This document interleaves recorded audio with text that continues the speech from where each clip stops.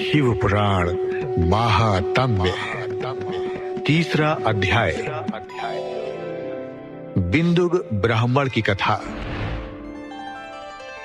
श्री सूत जी बोले, शौनक सुनो, मैं तुम्हारे सामने एक अन्य गोपनीय कथा का वर्णन करूंगा, क्योंकि तुम शिव भक्तों में अग्रगण्य व वेद वेत्ताओं में श्रेष्ठ हो। समुद्र के निकटवर्ती प्रदेश में वाशकल नामक गांव है, जहां वैदिक धर्म से विमुख महापापी मनुष्य रहते हैं। वे सभी दुष्ट हैं एवं उनका मन दूषित विषय भोगों में ही लगा रहता है। वे देवताओं एवं भाग्य पर विश्वास नहीं करते।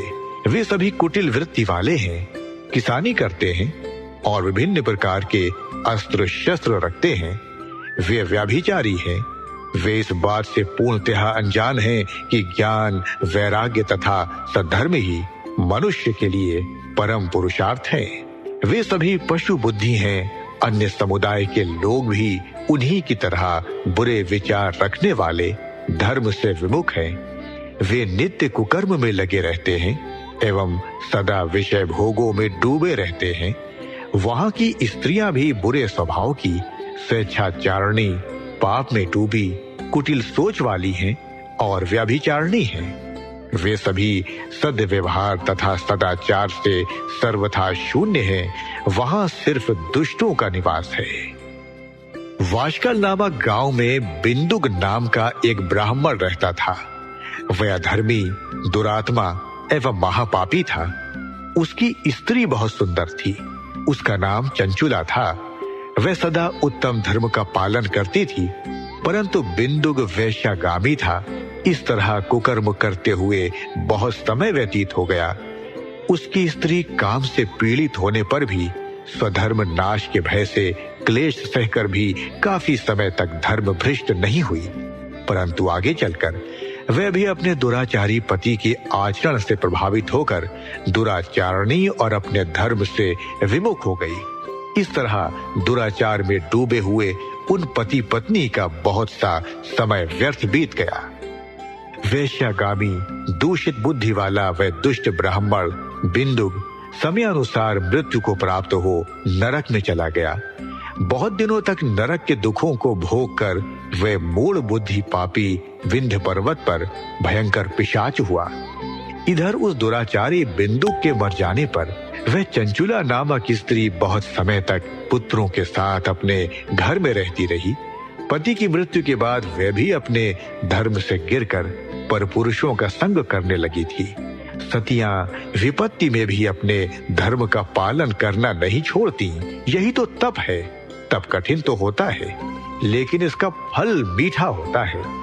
विषयी इस सत्य को नहीं जानता, इसीलिए वह विषयों के विष फल का स्वाद लेते हुए भोग करता है। एक दिन देव योग से किसी पुण्य पर्व के आने पर वह अपने भाई बंधुओं के साथ गोकर्ण क्षेत्र में गई। उसने तीर्थ के जल में स्नान किया एवं बंधुजनों के साथ यत्र तत्र घूमने लगी। घूमते घूमते वह एक देव मंदिर में गई। वहां उसने एक ब्राह्मण के मुख से भगवान शिव की परम पवित्र एवं मंगलकारी कथा सुनी। कथावाचक ब्राह्मण कह रहे थे कि जो स्त्रियां व्यभिचार करती हैं, वे मरने के बाद जब यमलोक जाती हैं, तब यमराज के दूत उन्हें इस तरह से यंत्रणा देते हैं। वे उसके कामांगों को तप्त लौह दंडों से दागते हैं। तप्त लौह के पुरुष से उसका संसर्ग कराते हैं। ये सारे दंड इतनी वेदना देने वाले होते हैं कि जीव पुकार पुकार कर कहता है कि अब वो ऐसा नहीं करेगा, लेकिन यमदूत उसे छोड़ते नहीं। कर्मों का फल तो सभी को भोगना पड़ता है। देव, ऋषि, मनुष्य सभी इससे बंधे हुए हैं। ब्राह्मण के मुख से ये वैराग्य बढ़ाने वाली कथा सुनकर चंचुला भय से व्याकुल हो गई। कथा समाप्त होने पर सभी लोग वहां से चले गए। तब कथा बांचने वाले ब्राह्मण देवता से चंचुला ने कहा, हे ब्राह्मण, धर्म को न जानने के कारण मेरे द्वारा बहुत बड़ा दुराचार हुआ है। स्वामी, मेरा उद्धार कीजिए। आपके प्रवचन को सुनकर मुझे संसार से वैराग्य हो गया है। मुझ मूढ़ चित्त वाली पापिनी को धिक्कार है। मैं निंदा के योग्य हूँ। मैं बुरे विश्व में फंसकर अपने धर्म से विमुख हो गई थी। कौन मुझ जैसी कुमार्ग में तन लगाने वाली पापिनी का साथ देगा?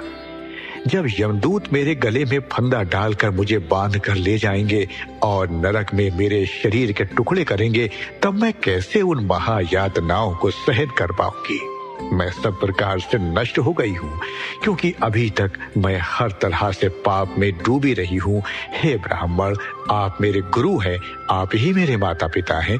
मैं आपकी शरण में आई हूँ। मुझ अबला का अब आप ही उद्धार कीजिए। सूत जी कहते हैं, शौनक इस प्रकार विलाप करती हुई चंचुला ब्राह्मण देवता के चरणों में गिर पड़ी। तब ब्राह्मण ने उसे कृपा पूर्वक उठाया और इस प्रकार कहा,